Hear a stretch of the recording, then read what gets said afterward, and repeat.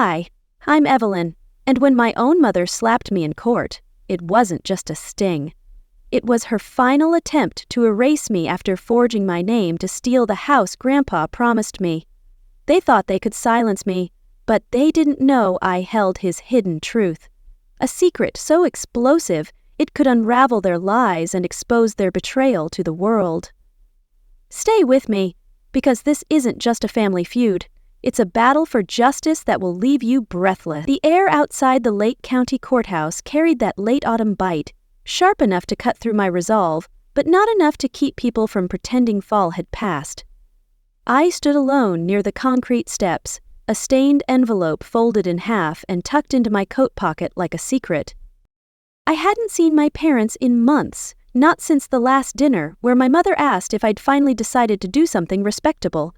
I didn't even know about today's hearing until a probate notice showed up in my old email inbox, forwarded by mistake. I was never meant to know. I walked through the heavy glass doors with that in mind. Every step on the courthouse floor echoed louder than it should have. I took a seat on the far right, near the back, far enough to disappear, but close enough to hear.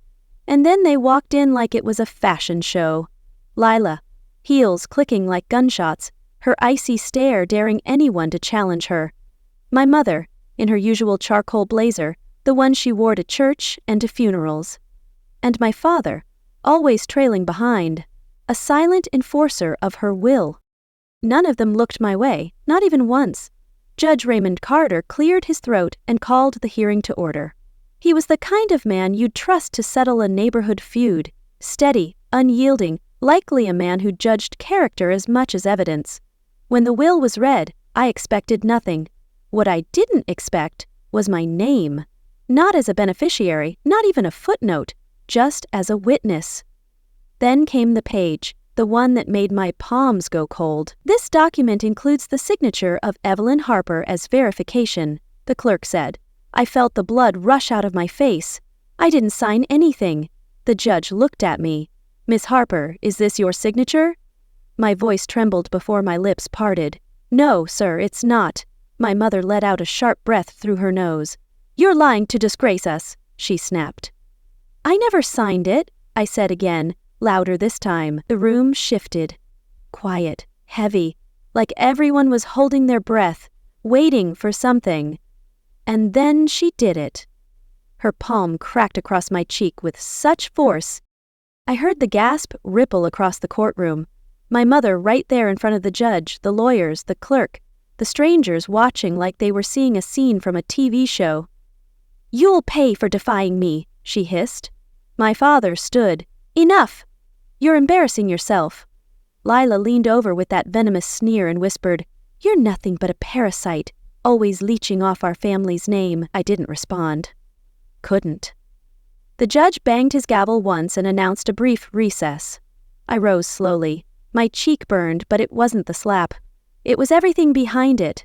The years of being the one they never introduced at parties. The one who stayed quiet at the dinner table. The one who paid rent early and brought her own folding chair to holidays just in case. They'd buried me long before this. I walked out, without looking back. Outside, the wind had picked up, colder now. I stuffed my hands into my coat pocket and felt it. Metal? Small. Familiar. The old hair clip. The one Grandpa gave me on my 16th birthday. I hadn't worn it in years. But somehow I couldn't let it go. I gripped it until my knuckles went white. I stood there, cheek burning, not from the slap, but from the truth no one else seemed ready to face. I didn't remember leaving the courthouse, only that I walked past the pigeons clustered on the steps, past a woman yelling into her phone, past a little boy holding his father's hand while swinging a toy gavel. By the time I made it to my 4th floor walk-up in Edgewater, the sky had dulled to that familiar gray Chicago hue, a heavy shroud over my fractured family. I dropped my bag on the floor, toed off my shoes, and didn't bother turning on the lights. Just the soft hum of the fridge greeted me. No calls, no texts, no apologies. I leaned against the kitchen counter for a long minute, then made my way to the bathroom. In the mirror, I looked older, tired in a way sleep wouldn't fix.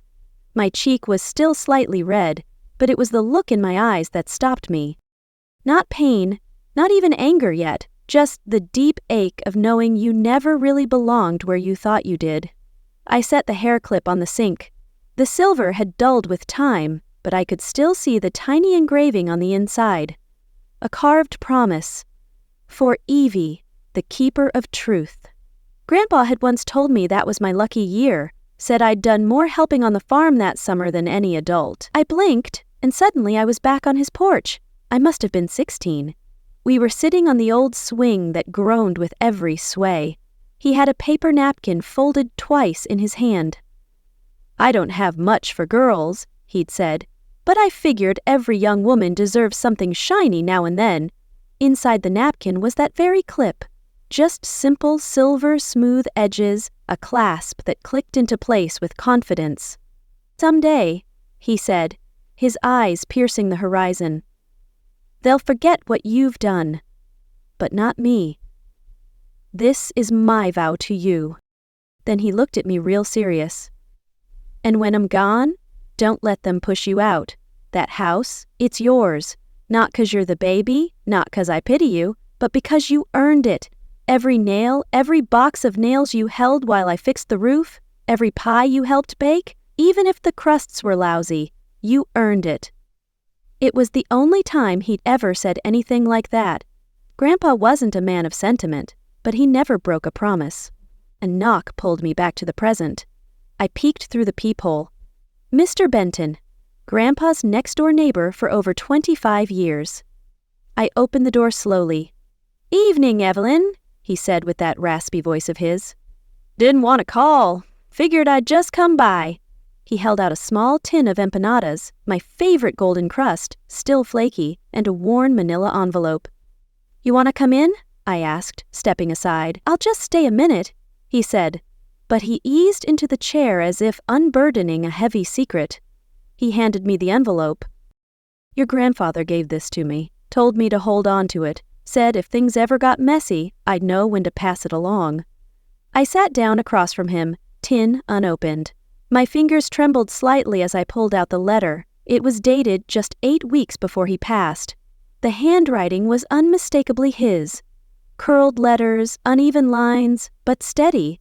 "Evelyn, if this is in your hands, it means they did what I was afraid they might. I want you to know I changed the will.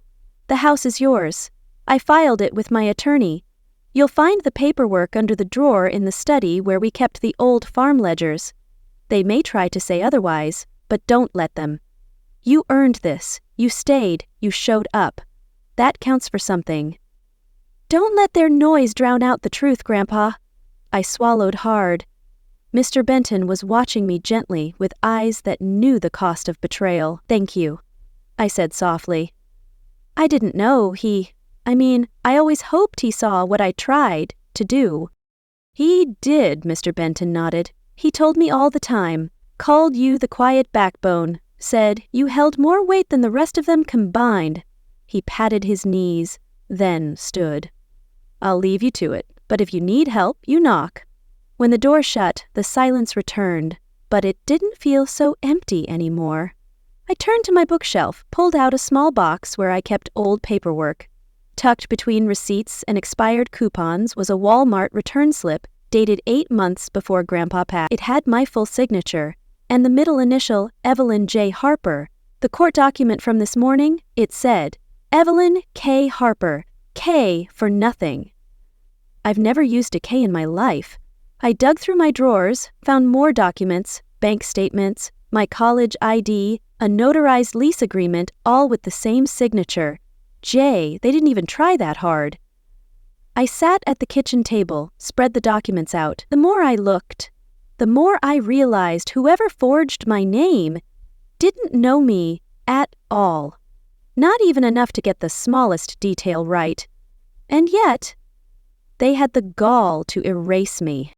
I leaned back in the chair, heart pounding, not from panic this time, but from a slow, deliberate fire rising in my chest. If they wanted to use my name, I pulled the hair clip off the sink, twisted it into place. I'll remind them who I am. They stole my name to erase me, but they forgot I was the one Grandpa trusted most. I didn't sleep much after Mr. Benton left. Every time I shut my eyes, that notary stamp flickered in my mind, a glaring mark of their treachery. By morning, I had already dressed, packed the folder with Grandpa's letter, and circled the kitchen twice before realizing I was waiting for something that wouldn't come. An apology, a message, even a pitiful, "We didn't mean for it to get that far." But silence has a tone when it comes from your own family. It doesn't sound empty. It sounds final. The Lake County Probate Office was across from an elementary school, which made parking a pain. I found a tight spot on 12th and walked the 3 blocks, each step heavier than the last, not from doubt, but from the weight of finally deciding I wasn't going to let them decide who I was. The lobby inside buzzed with fluorescent lights and old carpet. I approached the front desk, holding my folder like a shield. "Hi," I said, offering a small smile to the middle-aged man behind the plexiglass partition. His name tag read Clerk Dawson. "I'm looking to access the probate file of James Harper. I said he passed last year. I believe it's public now." He gave me a slow once-over, as if sensing the storm I carried. "You a relative?" he asked. "Granddaughter," I said, "but I'm not listed as a beneficiary. Just need to view the record." He tapped a few keys, then glanced at me again. "All right, just viewing, no copies." I nodded. "That's fine." He disappeared into a back room. When he returned, he slid a slim manila folder through the slot under the glass. "Don't take it apart." I sat at the viewing desk near the window. Pages crackled under my fingers. Court petitions, filing dates, witness lists, and then the will. There it was again. My name, Evelyn K. Harper. The forged version sloppy, as ever. No one who knew me would have made that mistake. My middle name's Juliana, always has been. I never once used a K in anything official, but it wasn't that detail that made my stomach drop. It was the notary stamp. June 22nd, 4 weeks after Grandpa's funeral. My mouth went dry. They didn't just forge my name. They signed for a dead man. They made him complicit in the theft of his own legacy. I sat back, forcing air through my nose. The file trembled in my hands. Clerk Dawson glanced over from behind the glass, his gaze softened by pity. I didn't. I just closed the folder, slid it back, and whispered, "Thank you." He nodded, but didn't speak. His silence acknowledged my resolve. Outside, the wind cut sharper than usual. Chicago autumn still wore its summer clothes. I zipped my jacket and walked 4 blocks toward a diner I used to go to with coworkers. It was quiet, tucked behind a laundromat with chipped booths and waitresses who remembered your name if you tipped well. I slid into a corner booth. A waitress approached, her ponytail pulled through a bear's cap. "Evelyn, is that you?" I looked up. Tara? We'd gone to high school together, same history class. I hadn't seen her in over a decade. "Hey, Tara," I said, offering a tired smile. She grinned and held up a finger. "Be right back," she returned with coffee before I even ordered. "Saw the video," she said, lowering her voice. Didn't want to say anything, but that slap, that wasn't just about the will. I blinked. "What do you mean?" Tara shrugged, pouring cream into a paper cup for another table. "I remember your mom, your sister. They always needed someone to pin things on. Quiet girl keeps her head down, makes a perfect scapegoat." I didn't respond right away. Then Tara added, "That slap was to remind everyone who they think you are. The one who keeps quiet, the one who backs down." I stirred my coffee. "Then it's time I remind them who I really am." She nodded. "You still wear your hair clipped back like before." I smiled faintly. "Not always, just lately." We didn't talk much more. I finished half a sandwich I didn't taste and folded the receipt as I slid out of the booth. "Wait!" Tara called from the counter. She jogged over and handed me my check, wrapped in a folded paper napkin, a gesture echoing Grandpa's quiet strength. I stared at it for a second too long. "Hope things work out," she said gently. I tucked the napkin into my jacket pocket, not because I needed it, but because some symbols don't belong to the past. They belong to the fight ahead. They erased his name, forged mine, and used the silence to cover their guilt. but I'm done being silent. The sky had gone slate gray by the time I reached the house. Street lights flickered on, casting long shadows across the driveway I once used to ride my bike down, barefoot, laughing. Now I stood at the base of the porch steps, not as a daughter coming home, but as someone coming to reclaim what had been stolen. I could see the warm glow from the living room window, silhouettes moving past like ghosts. I took the folded napkin from my pocket and slid it into my coat, then knocked once, firm and clear. It didn't take long. My father opened the door, jaw clenched, eyes already narrowed like he was expecting a solicitor or a mistake. When he saw me, his lips thinned. "You have nerve showing up here." I didn't flinch. "You've got nerve thinking you can erase me from his legacy." He stepped aside just enough to make it clear I wasn't welcome, but he wasn't going to slam the door yet. Inside, Lila leaned against the archway, arms folded, glass of red wine in hand. Her nails were perfectly done, her smile a razor's edge. "You should be grateful we didn't press charges," my father said flatly. I met his eyes. "You should fear the charges I could press." Lila scoffed. "Oh, come on. You think throwing around threats makes you look strong? It just makes you look pathetic." I stepped further in. "No, pathetic is forging a dead man's signature and filing it with the court like no one would notice." My father's expression didn't move, but Lila's fingers tensed around her wine glass. "You've got nothing," she said too fast. "Your lies won't stand against our truth." "I don't have theories," I said. "I have timestamps. I have probate records. I have a notary stamp dated 4 weeks after Grandpa died. That did it." Lila turned sharply toward my father. He didn't look at her. Instead, he glanced toward the front porch window, where a shadow shifted just behind the curtains. Mrs. Larson, their nosy neighbor, always tended her porch plants at this hour. "She's probably eavesdropping, ready to spill your secrets." I stepped into the middle of the living room. Everything was as it used to be. Same throw blanket, same coasters with the Harper monogram. But it didn't feel like home. Not anymore. "You used my name," I said calmly. "You used his, too, and you did it thinking no one would call you out." Lila opened her mouth, but I cut her off. "I've already spoken to someone," I said, my voice steady as I nodded toward the window. "They've seen what I've seen. You're just hoping they stay quiet." A muscle jumped in my father's jaw. Lila's wine glass hovered mid-air as if she feared it might shatter. "You don't know what you're getting yourself into," he muttered. "Don't I?" I said, "because from where I'm standing, it looks like you're the ones in trouble." He stepped forward. "Watch your tone." "You should watch your actions," I said. I pulled the folder from my coat, set it gently on the coffee table like a final offer. "You have 2 choices. Return what isn't yours, or I see you in court, and next time, the judge won't just be watching a slap. He'll be signing an arrest warrant." Silence. It stretched long and stiff, a suffocating veil over their guilt. Lila finally spoke, voice cold. "You're just bitter he didn't leave it to you." "Did," I said. "He just made the mistake of trusting you'd honor that?" She laughed once, a brittle sound masking her panic. "You think anyone's going to take your word over mine?"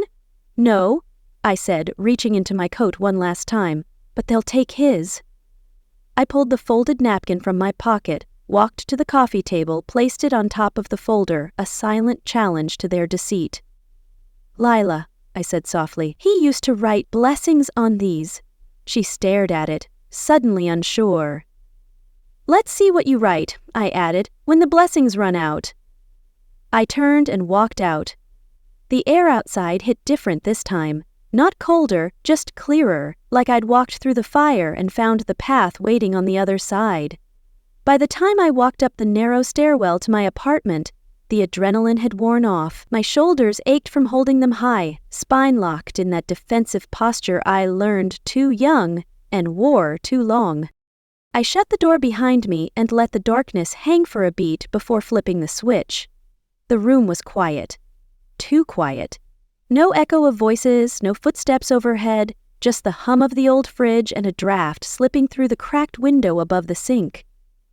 I tossed my coat onto the chair, the napkin crumpled in its pocket. The folder was still tucked under my arm. I laid it on the kitchen table next to my scattered documents and unpaid bills. Paperwork spanned half the surface. Court notices, bank statements, old tax returns. It looked like a war table, and maybe that's exactly what it was. In the bathroom, I stared into the mirror. The slap mark had faded, but not completely. A faint pink outline still curved across my cheekbone, a lingering echo of their cruelty. I wiped the rest of the foundation off slowly, layer by layer, unveiling the fighter beneath. I sat on the edge of the tub and let it all catch up to me. The lies, the forged papers, my mother's hand, Lila's smirk, my father's silence.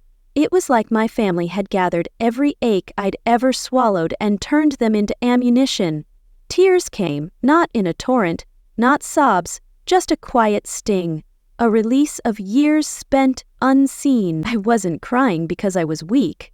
I cried because I was tired of being strong when no one else ever had to be. I don't know how long I stayed like that, but when I got up, the hallway outside was dark. The city outside had settled into its own late-night rhythm. I boiled water for tea, but didn't drink it. Instead, I sat on the couch and pulled an old shoebox from under the coffee table. Inside were newspaper clippings, report cards, a few faded photos, and a birthday card from Grandpa, written in blocky blue ink. There was one photo I'd always kept close. Me, age 11, sitting beside him on the porch. My head leaned against his shoulder and he was mid-laugh. I could almost hear it again. Low and rich, a beacon through their betrayal. And just like that, the memory arrived. We were sitting together that same porch a spring afternoon, when the cornfields behind his house still glowed gold. He was reading an article aloud about some crooked politician, laughing at how stupid people could be when they thought no one was watching. Then he looked at me and said, "You've got a mind like a blade, Evie. Sharp, but it's no use sheathed your whole life. Use it when no one else will fight fair." I hadn't thought of that day in years, but now I felt it, his voice wrapping around me like armor. The phone buzzed on the kitchen counter. At first I ignored it, then I saw the name, Aunt Clara. I hadn't heard from her since the funeral. She'd left the family years ago after some silent rift, a wound they refused to name. I picked up Evelyn. Her voice came through like gravel and warmth. I watched the hearing. I swallowed hard. "Then I knew before they ever filed," she said. "You were never the favorite, but you were always the spine." I exhaled slowly, teetering between vindication and sorrow. "I inherited a drawer," she continued. "One your grandfather didn't want them rifling through. I found something. A signed trust draft dated witnessed, with your name where it should be." My pulse stopped. "What?" "I'm sending you the scanned copy. I figured it might come to this. He didn't want lawyers, he just thought they'd honor it." "Well," I said quietly, "they didn't." She paused. "Evie, you're the last one who remembers what he wanted. Make them listen." We talked a little more, our silence heavy with shared pain. Then I hung up. I opened my email. There it was, a scan, grainy but clear. His writing, his initials, his full signature. My name, not as a witness, as the inheritor. Outside, muffled voices trickled through the vents, a teenager's voice thick with frustration, and something deeper. I recognized it. Sophie, the girl down the hall.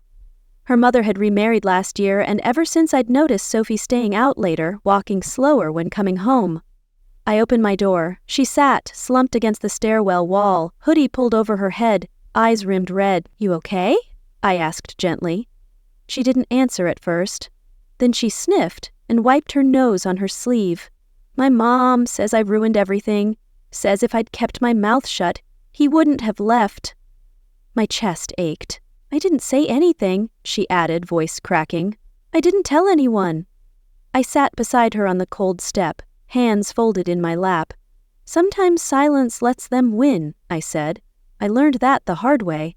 She turned to look at me, her eyes seeking hope. Proof, maybe, that I meant it. "You think people actually change?" she asked. "No," I said. "But sometimes we do, and that changes everything." We sat there a while longer. When I went back inside, I didn't feel entirely alone. I lit a candle, taped the printed scan of Grandpa's trust above my desk, and underneath it I wrote in black ink, "He trusted me to carry the truth." Then I paused. So why am I still letting them speak over it? I didn't sleep much the night after Aunt Clara sent me the trust document. I kept replaying every conversation, every side glance from Lila, every silence from my father, a conspiracy woven in whispers. By morning, I was dressed in dark slacks and a gray cardigan, hair pulled back, a warrior's stance. I tucked the original trust draft into a plastic sleeve, slid it into a manila folder, and left my apartment with purpose. I didn't bring a smile. I didn't need one. The Lake County Courthouse sat squat and gray beneath a sky smeared with clouds. Inside, I found the public records room quiet, almost reverent, the scent of dust and ink filling the air like it belonged to a different decade. Behind the glass window sat Ellen, silver hair in a soft twist, thick glasses perched halfway down her nose. She'd known me since I was 13. I used to sit outside her office while Grandpa handled county permits for his property. She looked up, blinked once, then leaned forward. "Evelyn," she said slowly. "You all right?" I offered a faint nod. "I need to compare two documents. It's important." She led me to a small back table behind the front kiosk, the kind where clerks do deeper file pulls. As she fetched Grandpa's will from the system's archive, I carefully unzipped my folder and laid out the version Clara had found. 12 minutes later she returned, handed me a thin file with an odd weight to it. I opened it and froze. The signature line. It had Grandpa's name, but his middle initial was wrong. More than that, his handwriting didn't match. I could spot the difference from across the table. My grandfather's penmanship had always slanted upward, even in his final years. The signature here dragged downward, flat and mechanical, and then the notary stamp. That was the dagger. Dated 2 months after he died. Ellen sucked in her breath. "Oh, Lord!" She pulled the file closer, checked the metadata printout. "This was uploaded through the registrar's back channel, not the regular submission queue," she said quietly. "Which means someone inside," I finished for her. Ellen looked at me, really looked. "If this gets out, your family won't be the only ones panicking. This kind of backdoor edit, it doesn't just happen." I nodded once. My fingers curled tighter around the plastic sleeve with the real trust. "They forged his name," I said under my breath. "They erased his wishes. And yours," she added. "Don't let them." I left the courthouse mid-morning, the chill in the air doing little to clear the weight pressing on my chest. By noon, I was home again. I locked the door, double-checked it, then placed both documents side by side on the kitchen table. That's when I heard the key turn. I stood still. 1 second. 2. The door creaked open, and in stepped Lila. She didn't say hello, just dropped her designer tote on my entry bench and let herself in like she owned the place. My stomach turned. She looked around, eyes narrowing at the scattered documents. "You still living in this shoebox? You think you can expose us and walk away unscathed?" I asked. She walked to the table, then paused at the documents. "I'm here to save you from yourself."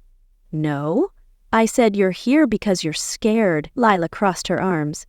"You really think anyone's going to believe some dusty draft from a disgruntled aunt?" "The court already processed the will." I stepped forward steady. "I've compared metadata.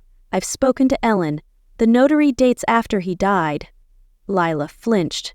Just slightly, but enough. Then she smirked, but it didn't reach her eyes. "You don't want to dig deeper, Evie. If you go down this road, don't expect the family to come with you." "They were never with me," I said. She tilted her head.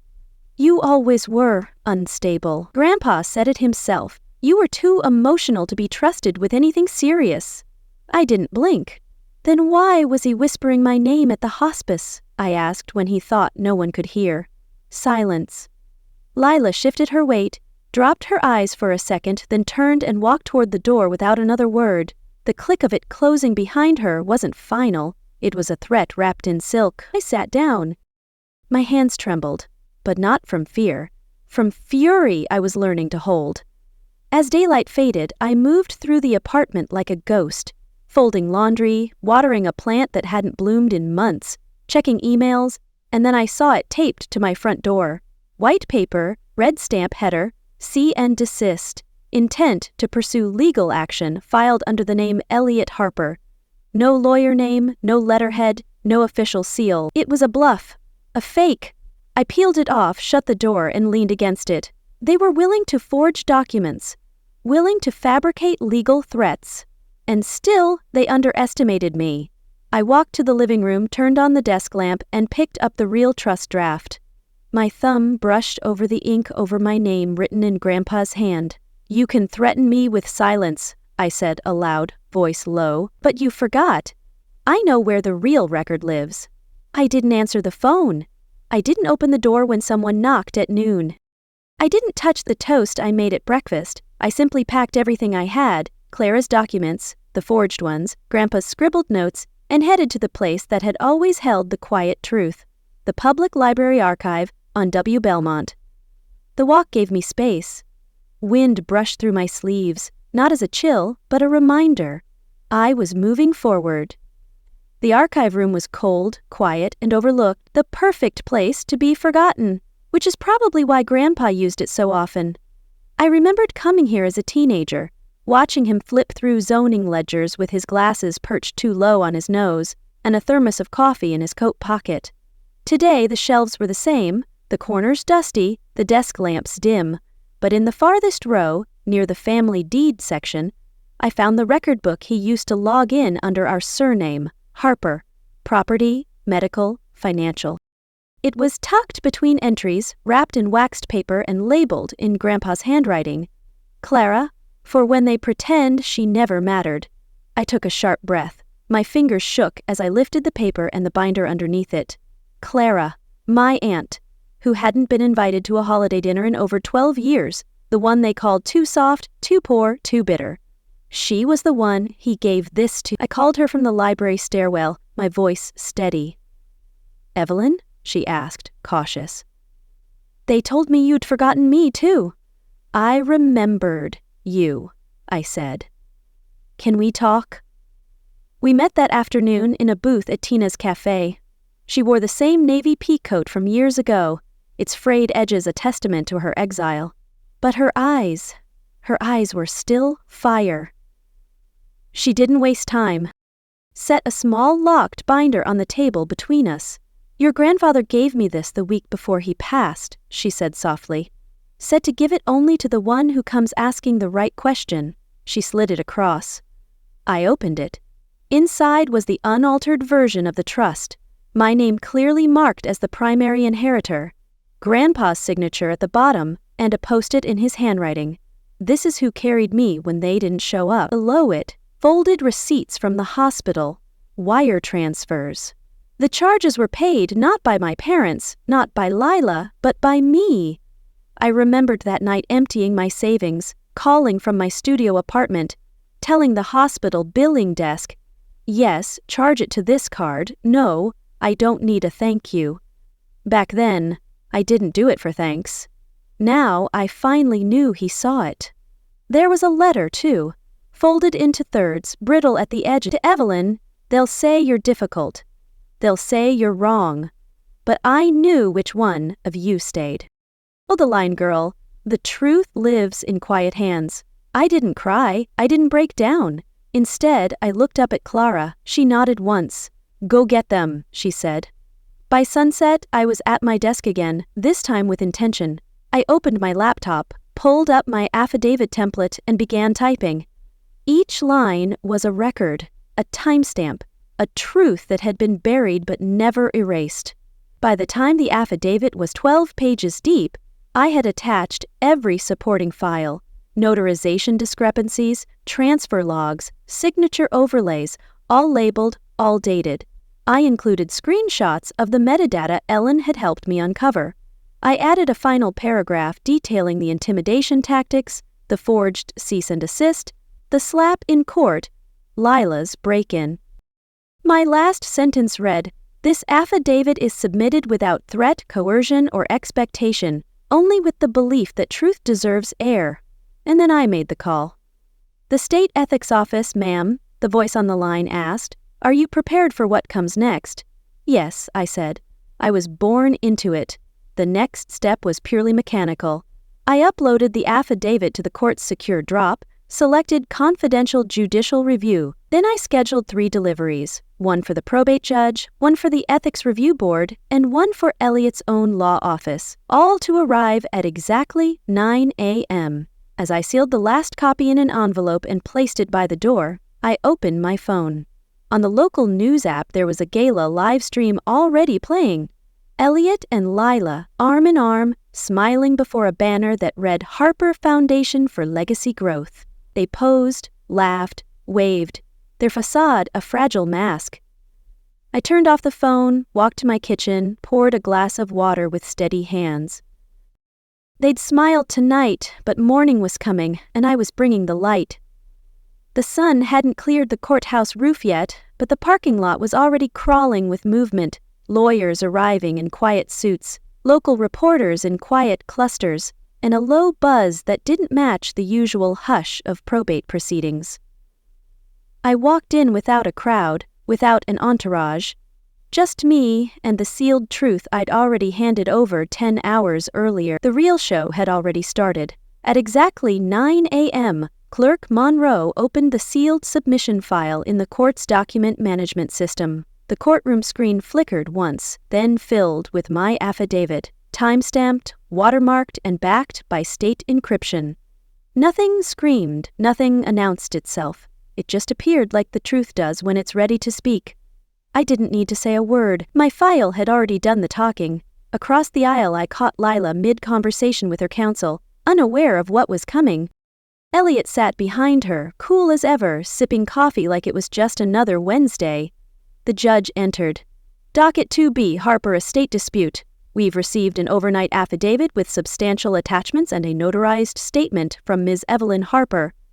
Lila froze, the color draining from her face as her empire teetered. Her attorney whispered something scrawled rapidly through a tablet, then paused. "Your Honor, we object to the inclusion of—" "You're late," Judge Cortez cut in firm. "This was submitted under verified identity and under oath. The content meets preliminary evidence thresholds. Your objection is noted and overruled." Lila's mouth dropped open. She turned in her seat, glaring at me like I'd committed some ancient betrayal. I didn't flinch, the judge continued. "Effective immediately, we are issuing a temporary freeze on all disbursements associated with the contested will of James Harper. The court acknowledges the affidavit's inclusion of multiple inconsistencies, including metadata manipulation and financial coercion." Gasps rose behind us. Someone from the Evanston Times scribbled into a notebook. Another clicked a photo from the press row. Lila stood up. Actually stood. "This is a circus," she hissed. "You really believe some pathetic upload over actual family over me?" Her lawyer tugged at her sleeve. "Sit down," but she wasn't done. She always wanted to be the victim. "She's doing this because Grandpa never trusted her. Everyone knows she was a burden." The judge didn't blink. "Counselor, if your client can't remain composed, I'll hold her in contempt." Elliot leaned forward now, whispering something in her ear. She jerked away. "You sold us out for your greed!" The cracks weren't just showing, they were splitting. Then came the final blow. Judge Cortez peered down at Lila's team. "Can you confirm how the most recent amended will submitted by your office was notarized?" There was a pause, a long one. Finally, a junior attorney, probably not older than 25, cleared her throat. It was emailed in a scanned copy. Was it witnessed in person? No answer. The silence said everything. "I am ordering an immediate audit and investigation," the judge ruled. "Until we verify this will's legitimacy, it will not govern any estate action." And just like that, the courtroom shifted. Gasps turned into scribbles. The gallery buzzed with righteous anger. Lila looked like she'd aged 12 years and 12 seconds. Then the judge turned to me. "Miss Harper, would you like to make a statement?" I rose slowly. My knees weren't shaking. My voice wasn't caught. I pulled the folded note from my coat. the one Grandpa had written and Clara had kept safe all this time. I opened it and read aloud. If they ever silence you, speak here. The truth will know your voice. That was all. I sat down. My heart was steady, my breath calm. The court clerk recorded the statement, and Judge Cortez gave one last glance across the room before calling the session into recess. Lila didn't look back at me when she left. Elliot did.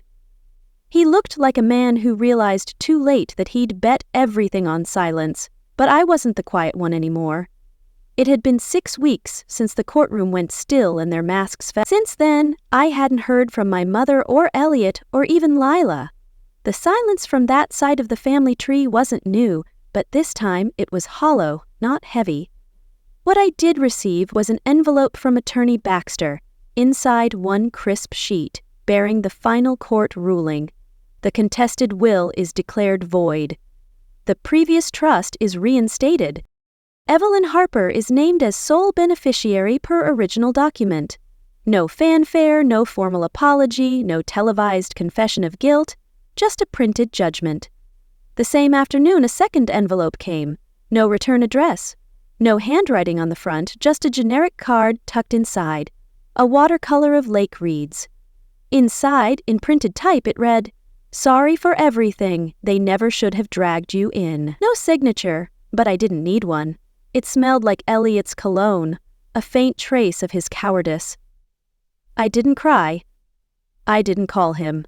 Instead, I folded the card in half and placed it in the same tin where Grandpa had once stored his checkbooks, next to the hair clip and the diner napkin, keepsakes of a war that looked quiet but cut deep.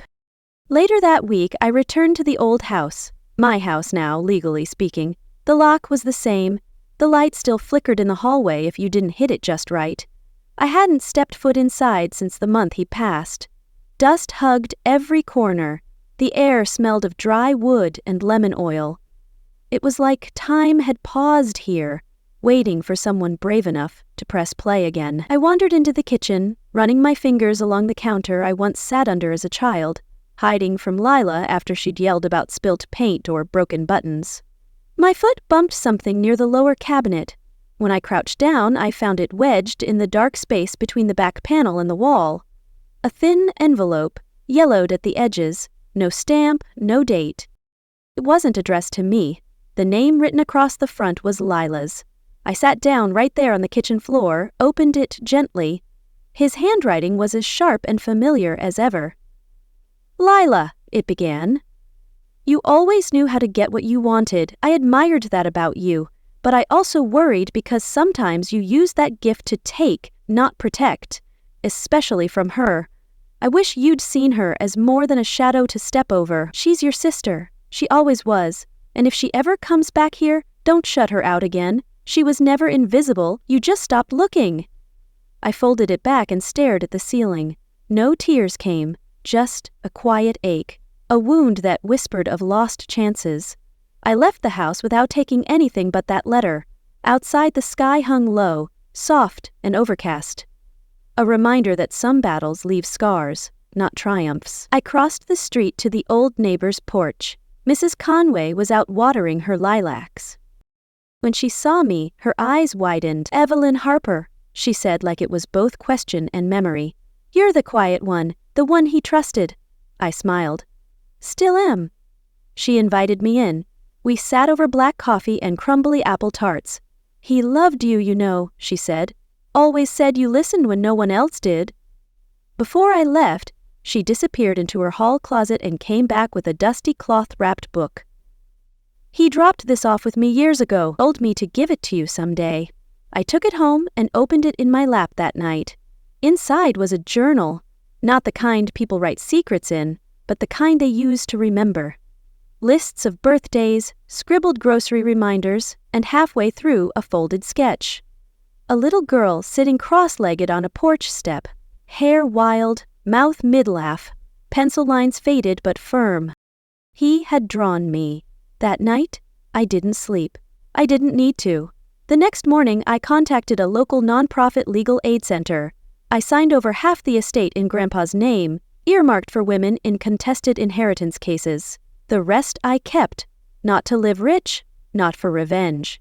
I kept the house, not to forget, but to restore, room by room, not as a monument to grief, but as a quiet place for someone else to start over. I stood on the porch at dusk a few nights later, watching the street breathe below me, and in the window's reflection, I didn't see the girl from court or the daughter they slapped.